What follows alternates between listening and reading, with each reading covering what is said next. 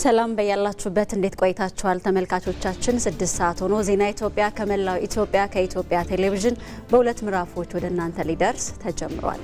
ዜና ኢትዮጵያን እየተከታተላችሁ ከኛ ጋር እንድትቆዩ በአክብሮት እንጋብዛለን። ተመልካቾቻችን ነጻነት ፍቅሩና ማህሌት ታደለ ዜናውን እንመራለን። የ6 ሰዓት አበይት ጉዳዮችን እናስቀድም።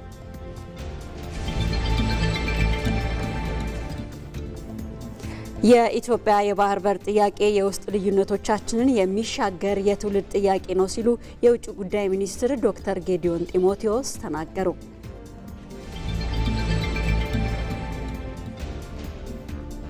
ደረጃውን የጠበቀ የፈተና ምዘና ስርዓት የትምህርት ጥራትን ለማስጠበቅ አጋዥ መሆኑን የትምህርት ምዘናና ፈተናዎች አገልግሎት ገለጸ።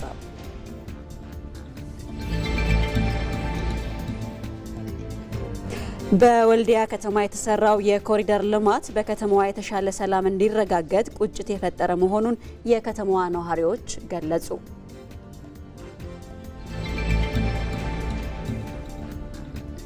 ከውጭ ሰሜን ኮሪያ ያከናወነችውን የተወንጫፊ ሚሳኤል ልምምድ የሀገሪቱ መሪ በበላይነት እንደመሩት ተገለጸ። ከዜና ኢትዮጵያ ጋር አብራችሁ ሆኑ ተመልካቾቻችን። ወደ ቀዳሚው ዘገባ እናልፋለን። የኢሚግሬሽንና ዜግነት አገልግሎት የወሳኝ ኩነት ምዝገባዎችን በውክልና ሊያከናውን ስለመሆኑ አስታወቀ። አገልግሎቱ የሲቪልና ቤተሰብ ምዝገባ አገልግሎትን ለመደንገግ የወጣውን አዋጅ አስመልክቶ ከባለድርሻ አካላት ጋር ውይይት እያካሄደ ይገኛል።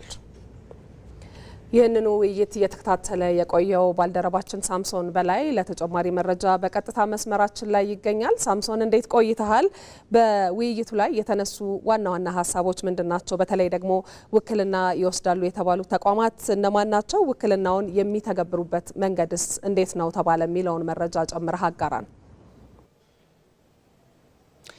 እጅግ አድርጌ አመሰግናለሁ ማሂ። እንግዲህ ቀደም ሲል አንቺም እንደጠቀስሽው የኢሚግሬሽንና ዜግነት አገልግሎት ከጊዜ ወደ ጊዜ እንግዲህ የአገልግሎት አሰጣጡን በማዘመን የተለያዩ ቴክኖሎጂዎችን በመጠቀም የህብረተሰቡን የአገልግሎት ፍላጎት እንግዲህ ለማርካት የተለያዩ መንገዶችን እየዘየደ ይገኛል። በዚህም ደግሞ ቀደም ባሉ ጊዜያት በተደረጉለት የተለያዩ ግምገማዎች እንግዲህ ውጤታማነቱም በተወካዮች ምክር ቤትም እንደዚሁም ደግሞ በሌሎችም አካላት እየተረጋገጠ ያለ ተቋም እንደሆነ ይገለጻል። ያው ከዚሁ ጋር በተገናኘ የተወሰኑ ክፍተቶች ቢኖሩም እነዛን ክፍተቶች ለማረምም እንግዲህ ተቋሙ ከተለያዩ ተቋማት ጋር በጋራ በመሆን የተሻለ አገልግሎት ለመስጠት ያላሰለሰ ጥረት በማድረግ ላይ እንደሚገኝ ነው የተገለጸው። እንግዲህ ይህንንም ጉዳይ አስመልክቶ በዛሬው ዕለት ተቋሙ የሚሰጠው እንግዲህ የወሳኝ ኩነት ወይንም ደግሞ የሲቪል ምዝገባ የሚባለውን አገልግሎት አስመልክቶ እንግዲህ አገልግሎቱን ለተለያዩ ተቋማት በማከፋፈል እነሱ ተግባራዊ እንዲያደርጉለት የማድረግን እንቅስቃሴ ነው እንግዲህ በዛሬው ዕለት ይፋ ያደረገው። ከዚሁ ጋር በተገናኘ እንግዲህ ከዚህ ቀደም ወጥቶ የነበረውንም ይህንኑ ተግባራዊ ለማድረግ የሚያስችለውንም አዋጅ እንግዲህ ከአፈጻጸሙና እንደዚሁም ደግሞ ከተቋማት ጋር በምን አይነት መንገድ በቅንጅት ቢሰራ ውጤታማ ይሆናል የሚለውን ጉዳይ አስመልክቶም በዚህ በአዲስ አበባ ስካይላይት ሆቴል እንግዲህ ውይይት እያደረገ ይገኛል። እንግዲህ በዚህ ውይይትም የተለያዩ የሚመለከታቸው ባለድርሻ የሚባሉ አካላት ይገኛሉ። እንግዲህ እዚሁ አጠገቤ የሚገኙ እንግዲህ ታጁ መሐመድ አህመድ የኢሚግሬሽንና ዜግነት አገልግሎት የሲቪል ምዝገባ አገልግሎት ዳይሬክቶሬት አጠገቤ ይገኛሉ። ስለ ጊዜው እጅግ አድርጌ ያመሰግናለሁ። እንግዲህ የኢሚግሬሽንና ዜግነት አገልግሎት ተቋሙን ለተለያዩ አካላት ተግባራዊ እንዲያደርጉለት ወይንም ደግሞ በውክልና እንዲሰሩለት በዛሬው ዕለት እንግዲህ እያስተላለፈን የሚገኘውና ለተለያዩ ተቋማት አገልግሎቱ እንዲሰጥ መደረጉ ለምን አስፈለገ? እጅግ አድርጌ አመሰግናለሁ። እንደተባለው ስሜ ታጅ መሐመድ አህመድ ይባላል። በኢሚግሬሽንና ዜግነት አገልግሎት የሲቪል ምዝገባ አገልግሎት ዳይሬክተር ነኝ። እንደሚታወቁት የኢሚግሬሽንና ዜግነት አገልግሎት ከ3 ዓመት በፊት የሪፎርም ስራ ውስጥ ከተገባ በኋላ በአዋጅ 1338 2016 ተጨማሪ ማንዴቶች ተሰጥቶታል። ከዚህ ውስጥ ድሮ የወሳኝ ኩነት ምዝገባ ሲባል የነበረው የሲቪል ምዝገባና የሲቪልና ቤተሰብ ምዝገባ አገልግሎት ተብሎ በአዲስ አዋጅ ማንዴት ተሰጥቶታል። በዚህ አዋጅ ውስጥ እንደተጠቀሰው ኢሚግሬሽንና ዜግነት አገልግሎት ከተሰጡት ስልጣንና ተግባራት በክልል ሊከወኑ የሚችሉ ስልጣናትን በውክልና እንደሚሰጥ አዋጃችን ይፈቅዳል። ከዚህ በመነሳት እስከዛሬ ድረስ የነበርንበት የወሳኝ ኩነት ምዝገባ ሂደት ስርዓቱ በማኑዋል የተጀመረ ከመሆኑ የተነሳ በፊት የነበሩት አዋጆች ብዙ ክፍተቶች ያሉበት እንደመሆኑ መጠን በ2012 በአገር አቀፍ ደረጃ ኮምፕሬሄንሲቭ አሰስመንት ጥናት በዩኒቨርሲቲ ምሁራኖች ተካሂዶ ቁልፍ የሚባሉ የኢትዮጵያ ሲቪል ምዝገባ ችግሮች ተለይተዋል። ይህንን ችግሮች ለመፍታት አዲስ አዋጅ በማስፈለጉ የሲቪልና ቤተሰብ ምዝገባ አዋጅ 1370/2017 ባለፈው ዓመት ማለት ነው በሕዝብ ተወካዮች ምክር ቤት ጸድቆልናል ማለት ነው። አሁን በቀጥታ የዛሬው መድረክ ዋና ዓላማ አዲሱን አዋጅ ተከትሎ ስርዓቱን ከማኑዋል ለማውጣት በሀገር አቀፍ ደረጃ በኢትዮጵያ አርቲፊሻል ኢንተለጀንስ ኢንስቲትዩት ቴክኖሎጂ ለምቷል። ይህንን የለማውን ቴክኖሎጂ ቀጥታ ወደ ትግበራ ለመሄድ የአዲስ አበባ ከተማ መስተዳደር የሲቪል ምዝገባና ነዋሪነት አገልግሎት ኦልሬዲ የመጀመሪያ ትግበራውን ጀምሯል። ስለዚህ ይህንን ትግበራ ምዝገባን ተከትሎ ምዝገባውን በሀገር አቀፍ ደረጃ ለማስፋት በቀጥታ ለመዝጋቢ አካላት የስልጣን ውክልና ማስጣት ስለሚያስፈልግ የዛሬው መድረክ ይህንን ታሳቢ ያደረገ ነው ማለት ይቻላል። በዚሁ መነሻነት ዛሬ ለአዲስ አበባ ከተማ ሲቪል ምዝገባና ነዋሪነት አገልግሎት እኛው ወክሎ የሲቪልና ቤተሰብ ምዝገባን ስራ እንዲመራ እንዲመዘግብ ስልጣን ተሰጥቶታል ማለት ነው። እጅግ አድርጌ አመሰግናለሁ። እንግዲህ ክቡራትና ክቡራን ተመልካቾቻችን ቀደም ሲል እናንተም እንደተከታተላችሁት በዛሬው ዕለት ለአዲስ አበባ ከተማ አስተዳደር የሲቪል ምዝገባ አገልግሎትን በውክልና እንግዲህ አገልግሎት እንዲሰጥ በይፋ ርክክብ ይደረጋል። ከዚህ ባሻገር የጤና ሚኒስቴር፣ የመከላከያ ሚኒስቴርና ሌሎች ተቋማትም እንደዚሁ ይህንን አገልግሎት በተለያየ መንገድ እንዲሰጡ ለማስቻል ነው እንግዲህ የዛሬው ስራ እየተሰራ ያለው። እንግዲህ የውይይት መድረኩ አሁንም እንደቀጠለ ነው። የሚነሱ በጣም በርካታ ሀሳቦች አሉ። በቀጣይ የዜና አወጃ ሰዓታችን ደግሞ ምን ሀሳቦች ተነስተዋል የሚለውን ወደ እናንተ የምናደርስ ይሆናል። እናመሰግናለን ሳምሶን ለመረጃው። መልካም ጊዜ። ወደ ሌላ ጉዳያችን አለፍን። የሕዝብ ተወካዮች ምክር ቤት በ5ኛ ዓመት የስራ ዘመን 6ኛ መደበኛ ስብሰባው የውጭ ጉዳይ ሚኒስቴርን ተመልክቷል። በምልከታውም የተለያዩ ጥያቄዎችን አንስቷል። ለተነሱ ጥያቄዎች ደግሞ የውጭ ጉዳይ ሚኒስቴር ምላሽና ማብራሪያ ሚኒስትር ዶክተር ጌዲዮን ጢሞቴዎስ ሰጥተዋል። በተለይም ደግሞ በማብራሪያቸው የኢትዮጵያ የባህር በር ጥያቄ የውስጥ ልዩነቶችን የሚሻገር የትውልድ ጥያቄ ስለመሆኑ የውጭ ጉዳይ ሚኒስትሩ ዶክተር ጌዲዮን ጢሞቴዎስ አንስተዋል።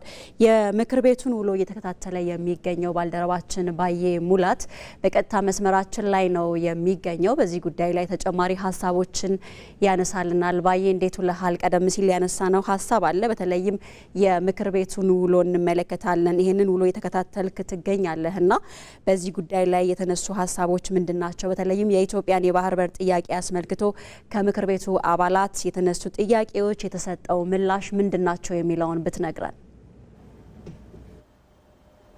መልካም አመሰግናለሁ ነጻነት። አንቺን በመግቢያሽ እንደጠቀስሽው ዛሬ የሕዝብ ተወካዮች ምክር ቤት የ5ኛ ዓመት የስራ ዘመን በ6ኛ መደበኛ ሚኒስቴር ጋብዞ ጥያቄ አንስቶላቸው የውጭ ጉዳይ ሚኒስቴርም እንደዚሁ ምላሽ የተሰጠበት ነበረ። ከተወካዮች ምክር ቤት አባላት ከተነሱ ጥያቄዎች መካከል አንደኛው ባለፉት ዓመታት ኢትዮጵያ በግፍ የተነጠቀችውን ወይም ደግሞ የተገፋችበትን የባህር በሯን ለማስመለስ እየሰራች እንደሆነ ይታወቃል። በዚህ ረገድ የውጭ ጉዳይ ሚኒስቴር ምን እያገዛ ነው? እንዴት እየሰራ ነው? ከዛ ባለፈ ደግሞ ከመንግስትና ከዲፕሎማቶች ወይም ደግሞ ከውጭ ጉዳይ ሚኒስቴር ከተቋሙ ባሻገር ይህ ከሁሉም ዜጋ የሚጠበቅን ተሳትፎ ይጠይቃልና ከኛስ ምን ይጠበቃል የሚል ጥያቄም ተነስቶ ነበር። የውጭ ጉዳይ ሚኒስትሩ ዶክተር ጌዲዮን ጢሞቴዎስ በሰጡት ምላሽም ባለፉት ዓመታት የኢትዮጵያን ጥቅም በሚያስከብር መልኩ የኢትዮጵያን ዘላቂ ጥቅም በሚያስጠብቅ መልኩ የባህር በር ጥያቄን ለማስመለስ እየተሰራ እንደሆነ የተናገሩት። በተለይም ከተሰሩት ጉልህ ጉዳዮች መካከል ዋነኛው በዓለም አቀፍ ደረጃ በአህጉር አቀፍ ደረጃና በሀገር አቀፍ ደረጃ የኢትዮጵያ የባህር በር ጥያቄ ምንድን ነው፣ ፍላጎቷስ ምንድን ነው የሚለውን ለማስረዳት ተሞክሯል።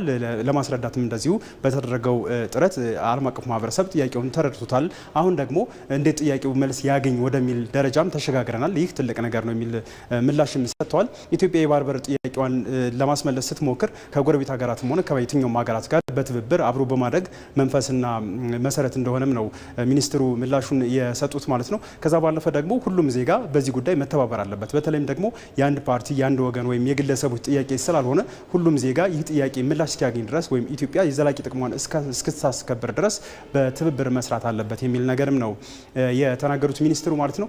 ከዚያ ውጭ የተነሳው ጥያቄ ደግሞ በርካታ ዜጎች በተለይ በአረብ ሀገራት ሄደው ይሰራሉና እነዚህ ዜጎች ጥቅማቸው እንዲከበር ጉዳት ሲደርስባቸው መንግስት እንዴት እያገዛቸው ነው የሚል ጥያቄም እንደዚሁ ከምክር ቤቱ አባላት ተነስቶ ነበረ።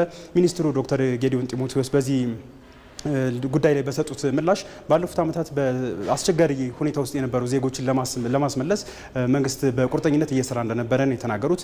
ላብነትም ባለፉት 5 ወራት በማይናማር በአስቸጋሪ ሁኔታ ውስጥ የነበሩ 1300 ያክል ዜጎች ወደ ሀገር መመለሳቸውን ከሳውዲ አረቢያም እንደዚሁ 26000 ገደማ የሚሆኑ ዜጎች መመለሳቸውን ነው የተናገሩት።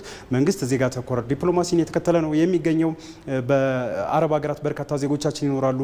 በዛ ሀገር የሚገኙ ኤምባሲዎችና ቆንስላዎች ደግሞ ዜጎችን የሚከታተሉ ዲፕሎማቶች ተመድቦላቸው በትኩረት እየተከታተሏቸው እንደሆነ ከአሰሪዎቻቸው ጋር ችግር የገጠማቸው ካሉ የህግ ድጋፍና ክትትል እየተደረገላቸው እንደሆነ ነው ያነሱት። ባየ ሙላት ስለመረጃዎች እናመሰግናለን። ዜናችን ቀጥሏል ተመልካቾች። በታላቁ የህዳሴ ግድብ ዙሪያ ማልማት ለሚፈልጉ ባለሀብቶች የብድርና የመሬት አቅርቦት ይመቻቻል ሲል የቤኒሻንጉል ጉሙዝ ክልል አስታወቀ። የህዳሴ ግድብ መጠናቀቅን ተከትሎ አካባቢውን የቱሪስት ማዕከል ለማድረግ የተቀናጀ ሀገራዊ እቅድ መዘጋጀቱንም የክልሉ ርዕሰ መስተዳድር አሻድሊ ሀሰን ተናግረዋል። በግድቡ ዙሪያ ለማልማት በርካታ ጥያቄዎች እየቀረቡ ነው ያሉት ርዕሰ መስተዳድሩ የተለያዩ ድጋፎች እንደሚደረጉም ተናግረዋል። አሁን ታላቁ ህዳሴ ግድብ ላይ ሪዞርት መስራት የሚፈልግ የውሃ ላይ የጀልባ ወይም የትራንስፖርት አገልግሎት መስጠት በአሳ ላይ ልማት እና በተለያዩ ሪዞርቶችን ከመስራት አኳያ እሱ ላይ ስራ እየተሰራ ነው ያለው። ከሀገር ጋር ቤኒሻንጉል ጉሙዝ ክልል ከሀገሪቱ ከሚመለከታቸው ተቋም ጋር ተቀናጅተን እየሰራ ነው። ከዚህ በፊትም ሳይጠናቀቅ ብዙ ጥያቄዎች ቀርበዋል። አሁንም እየቀረቡ ነው ያለው፣ እየገረፉ ነው ያለው። ስለዚህ እንደ መንግስት አሁንም በታላቁ ህዳሴ ግድብ የተፈጠረውን ሐይቅ አካባቢ ማልማት የሚፈልጉ ባለሀብቶች አሁንም ክፍት ነው ማለት ነው። ስለዚህ የብድር አገልግሎቶች ይመቻቻሉ። ክልሉ መንግስት ደግሞ መሬት ይሰጣል። ከዛ በኋላ ወደ ልማት የሚገባበት ሁኔታ እየተፈጠረ ነው ያለው። በጣም ምቹ ሁኔታ ነው። መታችሁ ኢንቨስት ማድረግ አለባችሁ። ሪፖርተራችን አሸናፊ እንዳለ እንደዘገበው ክልሉ በተፈጥሮ የታደለ መሆኑን ያነሱት ርዕሰ መስተዳድሩ ባለሀብቶች በሌሎችም ዘርፎች እንዲሰማሩ ጥሪ አቅርበዋል። ቤኒሻንጉል ጉሙዝ ክልል ከታላቁ ህዳሴ ግድብ ትሩፋት በተጨማሪ ያው በተፈጥሮ የታደለ አካባቢ ነው። አንደኛ በግብርናው ዘርፍ ትልቅ አቅም ያለው አካባቢ ነው። በአሁኑ ሰዓት ከ1000 በላይ የግብርና ኢንቨስትመንት ፍቃድ ወስዶ እየሰሩ ያሉ ኢንቨስትመንቶች አሉ በግብርና ዘርፍ ብቻ። ከዚህ አኳያ አሁንም ያለሙ አካባቢዎች አሉ። ትልቅ ኢንቨስትመንት የመሳብ አቅም ያለው አካባቢ ነው። ከግብርናው በተጨማሪ በማይኒንግ ዘርፍ ላይ ወይም ደግሞ በማዕድናት ዘርፍ ላይ የበለጸገ አካባቢ ነው።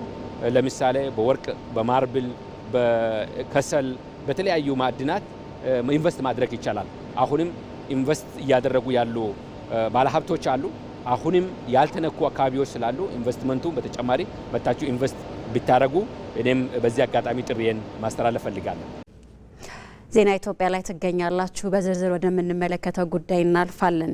ደረጃውን የጠበቀ የፈተና ምዘና ስርዓት የተፈታኞችን ብቃት ለማረጋገጥና የትምህርት ጥራትን ለማስጠበቅ አጋዥ መሆኑን የትምህርት ምዘናና ፈተናዎች አገልግሎት ገለጸ።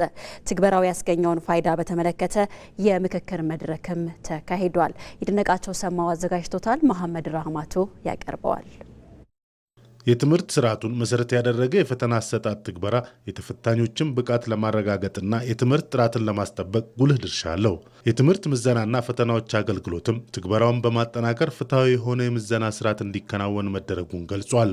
ምዘናና ፈተና አንዱ ትልቁ ስራ በምዘና ሂደት ውስጥ መጀመሪያ የሚጠበቅ እውቀት፣ ክህሎትና የልጆች የስነ ምግባር አመለካከት ይሽዋለ በምዘና ደግሞ የተገኛለ በሁለቱ መካከል ያለውን ጋፕ ለወላጅ፣ ለተማሪ፣ ለትምህርት አመራር፣ ለፖሊሲ አውጪዎች፣ ለስትራቴጂ አውጪዎች ትሰጣለ ማለት ነው። በዛ ሂደት ምን ይቀየራል? ስርዓተ ትምህርቱ ይቀየራል። ያንን ተከትሎ ቴክስት ቡኮች፣ የመማር ማስተማር ዘዴው፣ የተማሪ መምህር ግንኙነቱ ከዛም ከፍ ብሎ ተጠራቅሞ ሲመጣ ደግሞ አጠቃላይ የትምህርት ፖሊሲው እንዲሻሻል ለውጥ እንዲያደርግ ጭምር ግብረ መልስ ስለሚሰጥ እንደዚህ ስታንዳርዳይዜሽኖች መሰረታዊ ነገሮችን ይይዛሉ ማለት ነው። ትግበራውን የላቀ ለማድረግም ቅንጅታዊ አሰራርን የማጎልበት ስራ እየተከናወነ ነው።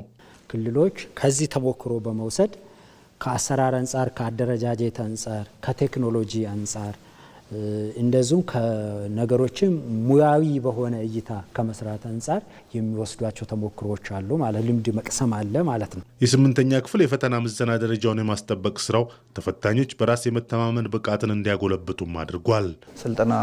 ትምህርትና ስልጠና ፖሊሲም ከጀመረ በኋላ የራሳቸውን ክልሎች በቂ ዝግጅት እያደረጉ ፈተናን ማስተዳደር ችለዋል።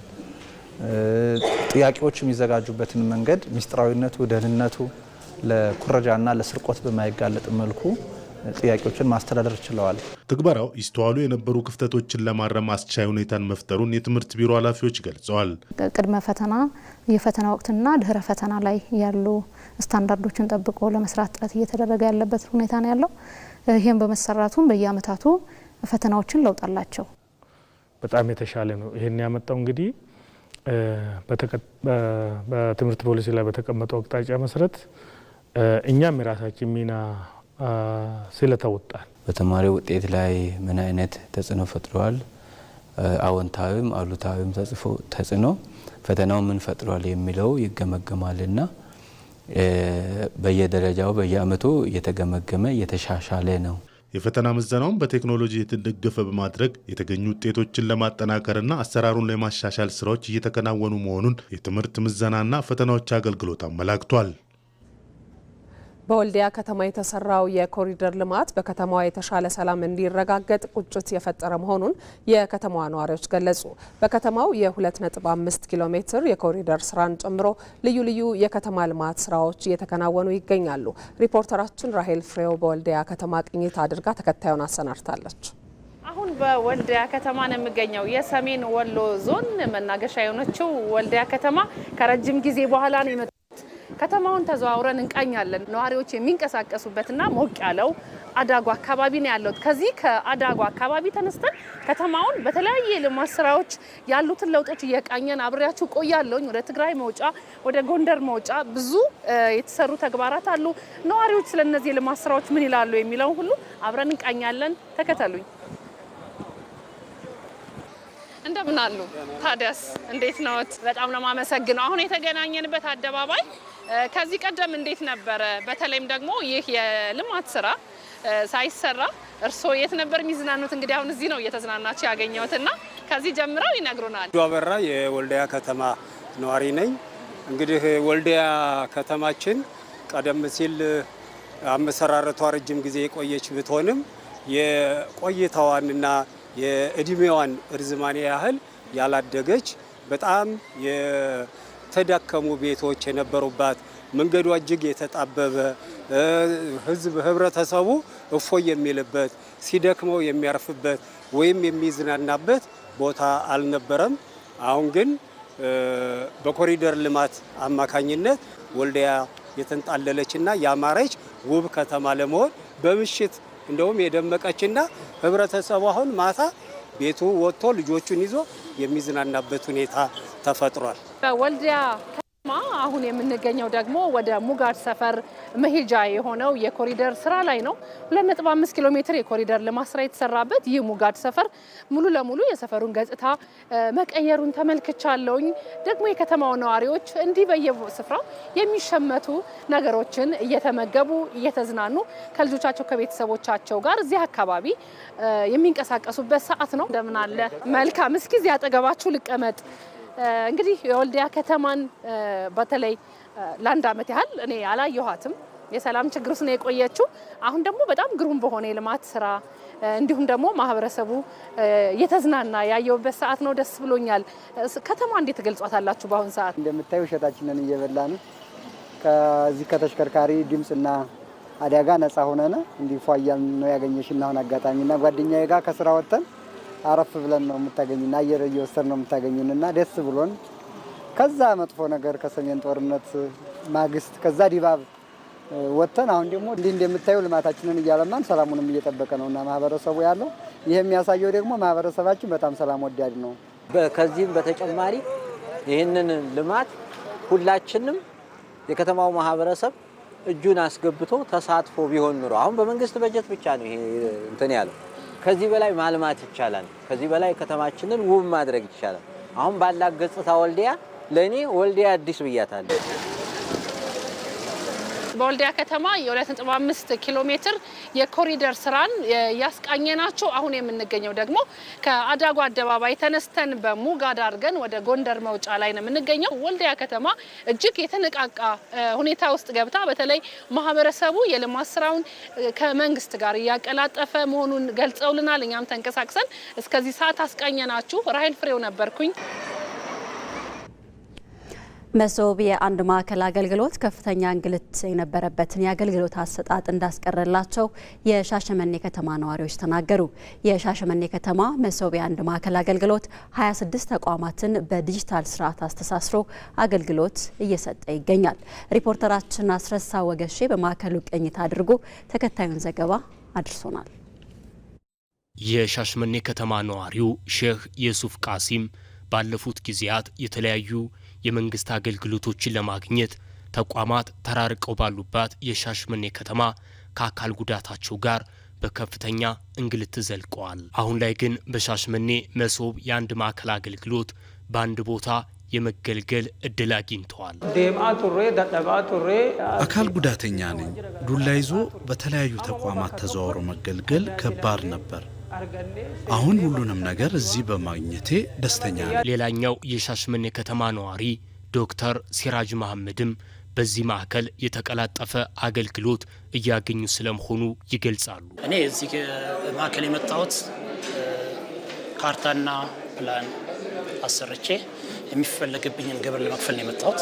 ሁሉም ነገር በዲጂታል ስለሆነ ደስ በሚል ሁኔታ እየተስተናገድኩኝ ነው። ምክንያቱም እያንዳንዱ መስሪያ ቤት አንድ ላይ ሆኖ ስላለ ለትራንስፖርት እያወጣው ከአንዱ መስሪያ ቤት ወደ አንዱ መስሪያ ቤት እየሄድኩኝ ጊዜን አላቃጠለም። ግልጸኝነት ያለውን አሰራር እውን በማድረግ የተገልጋዮችን ቅሬታ ማስቀረቱንም ነዋሪዎች ይገልጻሉ። ከድሮ አንጻር ሊነጻጸርም የማይችል ነው። ተገልጋዩን ሁሉንም ነገር እዚህ ጋር ስለሚያገኝ ጊዜውን ይቆጥባል። ጉዳዩን ለማስፈጸም መሰላቸት አይኖርም። ለዚህ በጣም ይጠቅማል።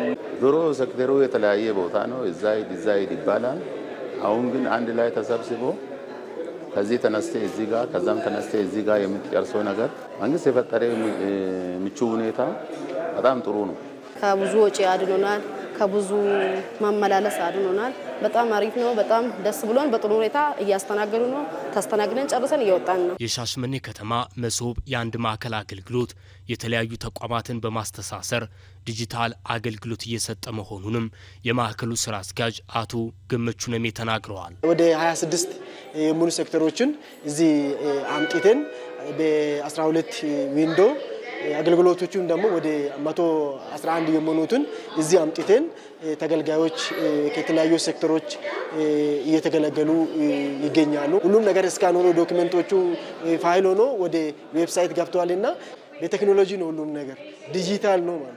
በመደመር መንግስት በሀገር አቀፍ ደረጃ የተጀመረውን የሲቪል ሰርቪስ ሪፎርም ውጤታማ ለማድረግ በ250 ከተሞች መሶብ የአንድ ማዕከል አገልግሎት ለመክፈት እየተሰራ ይገኛል።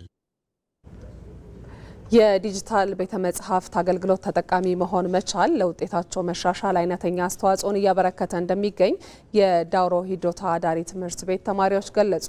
የአገልግሎቱ መጀመር በፈተና አስተዳደር ሂደት እየተከናወነ ለሚገኘው ተግባር ተጨማሪ አቅም የፈጠረ ስለመሆኑም ተመላክቷል።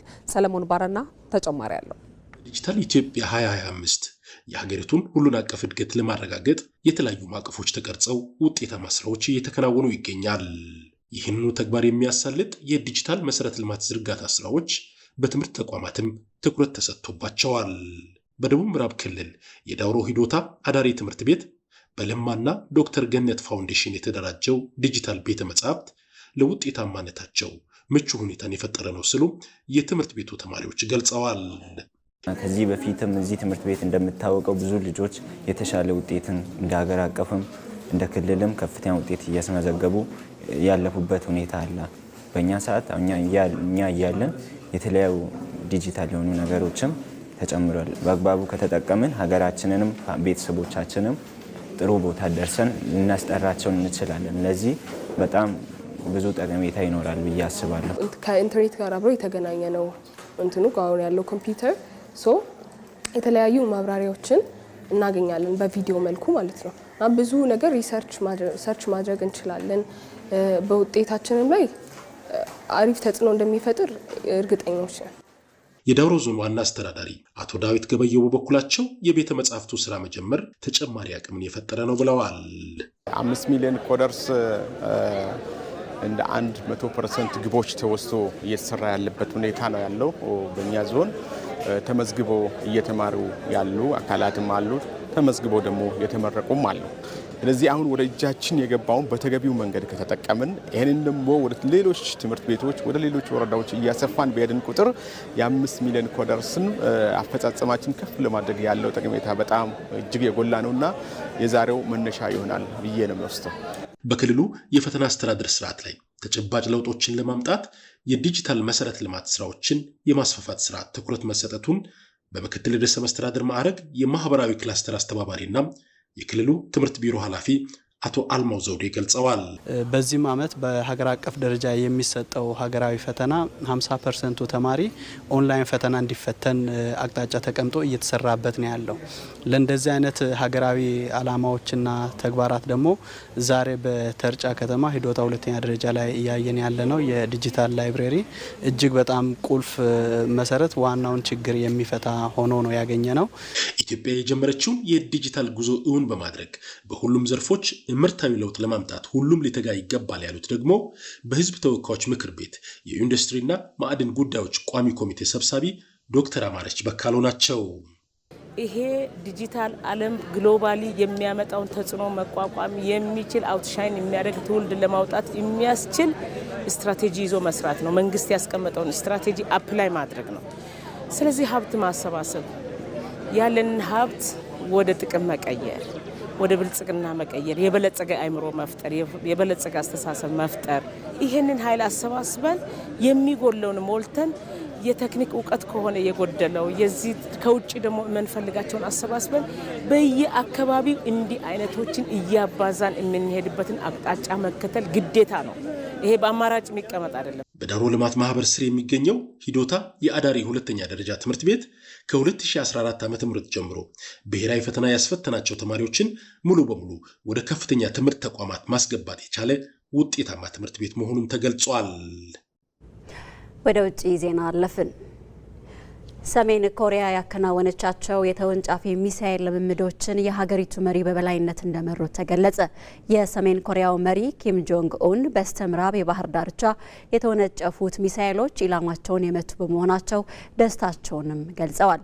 የኒኩሌር መከላከያ አካላትን አስተማማኝ ማድረግና ፈጣን ምላሽን ማረጋገጥ የሀገሪቱን ደህንነት ለመጠበቅ የሚደረግ ልምምድ እንደሆነም ኪም ጆንግ ኡን ጠቁመዋል። ለዚህ እንደ ምክንያት ያነሱት ደግሞ ሀገሪቱ የተለያዩ የደህንነት ስጋቶች እያጋጠሟት መሆኑን ነው። ኪም ሰሜን ኮሪያ የኒኩሌር ጦር ኃይሏን በማልማት ላይ የምታደርገውን ጥረት እንደምትቀጥል ማረጋገጣቸውን ቲአርቲ ወርልድ ዘግቧል።